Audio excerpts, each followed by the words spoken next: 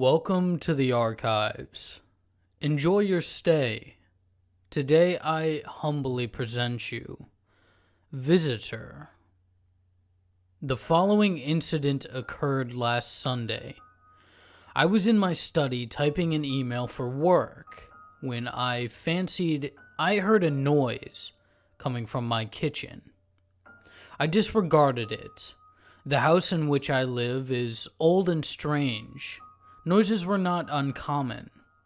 Not 5 minutes later, I heard the noise again. It was a clicking of some sort. I broke out into a cold sweat. It was the sound of the back door unlocking. I opened my desk, pulled out my revolver, and closed the drawer. I stood up and quietly made my way to the door of my study. I carefully opened the door and stepped into the hall. Darkness greeted me, thick and awful, a shroud hiding whomever was lurking in my house. Then, again, the darkness was my protector as well. Knowing my house like the back of my hand, I didn't bother turning on the lights. If someone truly was here, I wanted to get the jump on them. I moved down the hall as silently as possible and listened as hard as I could. Silence. Could I have been imagining things? As I mused over these points, a soft padding played its way from the direction of my kitchen to the other side of the house. No shoes or boots could make such a stealthy noise. Had the intruder removed his shoes before entering? The steps sounded lighter than a full-grown man's.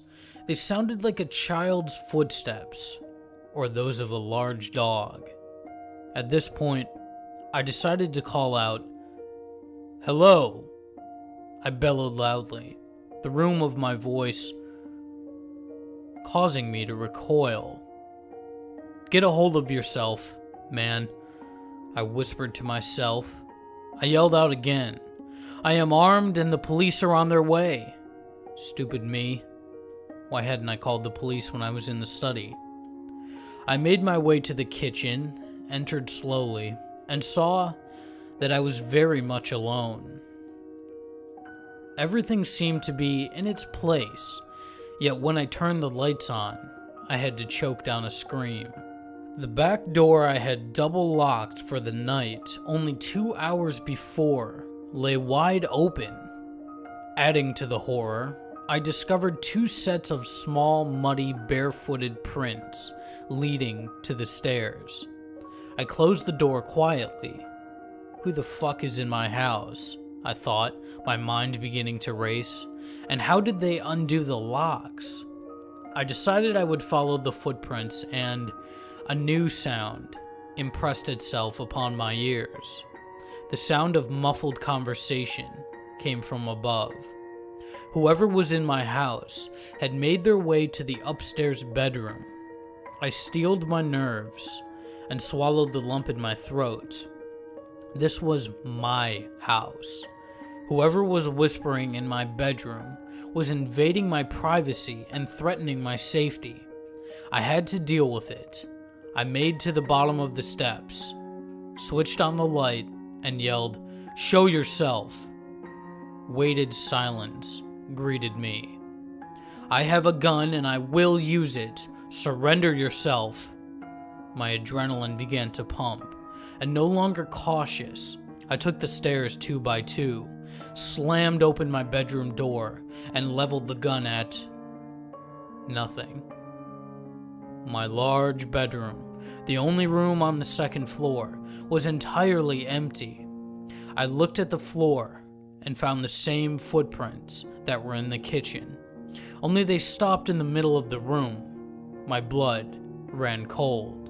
I checked the closet and under the bed, but there was no one to be seen. Was I going mad? I made my way back into the hall when the door suddenly slammed closed behind me.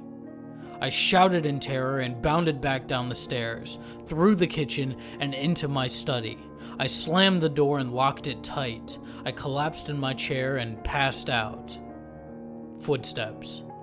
I awoke just in time to hear them pad their way down the stairs, across the kitchen and, to my horror, stop right outside my study door. Locks seemed powerless to stop these entities, and I waited for the knob to turn.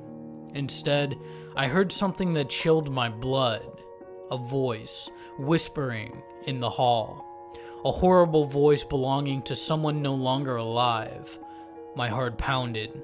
My blood froze in my veins. My lips moved and my throat uttered a gibbering mess. The doorknob began to turn. The locks disengaging as if by magic. The door creaked open slowly. Nothing.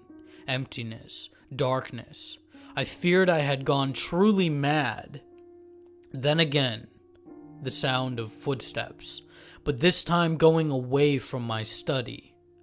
The back door opened and closed, leaving me in deafening silence. After what seemed like an eternity, I stood and shakily made my way to the kitchen. The light was still on, and nothing seemed out of order. The back door was closed, and I could see that the lock was, again, engaged. Looking around, I noticed a piece of paper on the table. I moved closer, picked up the note, and began to laugh horribly. It read, "Sorry, wrong house."